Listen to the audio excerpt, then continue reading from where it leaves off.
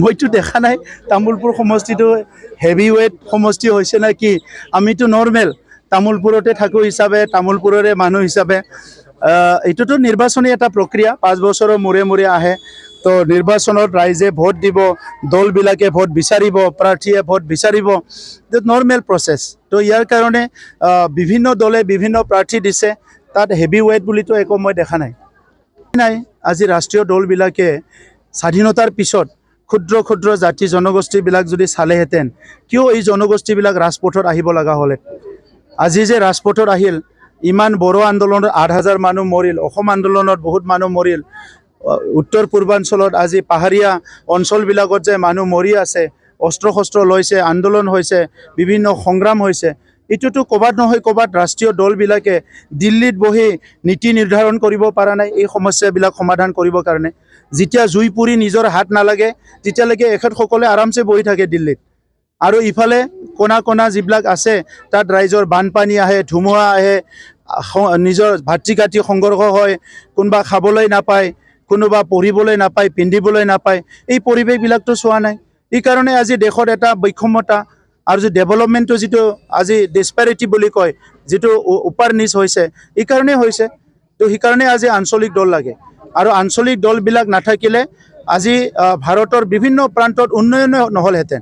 সেইকাৰণে আজিলৈকে দেখিছে ৰাষ্ট্ৰীয় দলবিলাকে যিমানেই ঢোল নাবাজক কিয়, আঞ্চলিক দলবিলাকে ৰিলেভেণ্ট হৈ আছে। বিভিন্ন ৰাজ্যত আজি আঞ্চলিক দলে চৰকাৰ চলাই আছে। কিন্তু আঞ্চলিক দলবিলাকক ৰাষ্ট্ৰীয় দলবিলাকে আগ্ৰাসন কৰি আছে। এইটোতো নিয়মে, আৰু ডাঙৰ মাছে সৰু মাছক খাব।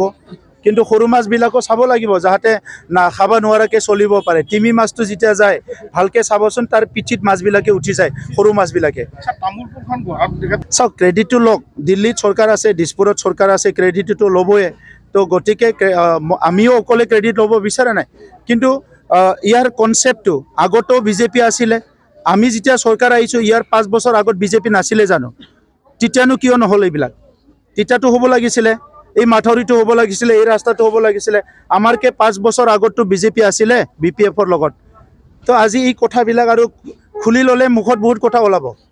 বিশ্বজিৎ দৈমাৰীয়ে এটা নতুন ইছ্যু লৈছে আজি, যে তেওঁ কৈছে যে তামোলপুৰৰ যিসকল 5 বছৰটো আছিলে চৰকাৰত ফাৰ্ষ্ট নহয় ছেকেণ্ড পাৱাৰফুল মানুহ হৈ আছিলে, কিয়নো নকৰিলে? 5 বছৰ আছিলে। আৰু তেখেতসকলে চিজফায়াৰ হৈছে 2005 চনত, 2020ত আজি চুক্তি হৈছে। এই দীঘলীয়া সময়টো ক'ৰবাত MP হৈ আছিল, ৰুলিং গভৰ্ণমেণ্টৰ লগতে আছে, অপজিশ্যনতো কোনোদিন নাই। সমস্যাবিলাক সমাধান কৰিব লাগিছে। আজি নিৰ্বাচন অহাৰ কাৰণেহে সমস্যা সমাধান কৰিম মই, এইবিলাক দায়িত্ব ল'বলৈ আহিছে। ইমান বছৰেনো ক'ত শুই আছিলে? তেতিয়াতো মানুহে বিশ্বাস নকৰিব। ক্ষমতাটো অলৰেডি পাইছিলে। আজি নতুন বিধায়ক হ'ব বিচাৰিছে, নতুন মানুহ, সি কৈছে তো ঠিকে আছে, মই MLA হৈ কৰিম। আগতেতো আছিলে আপুনি পাৱাৰফুল হয়। Thank U.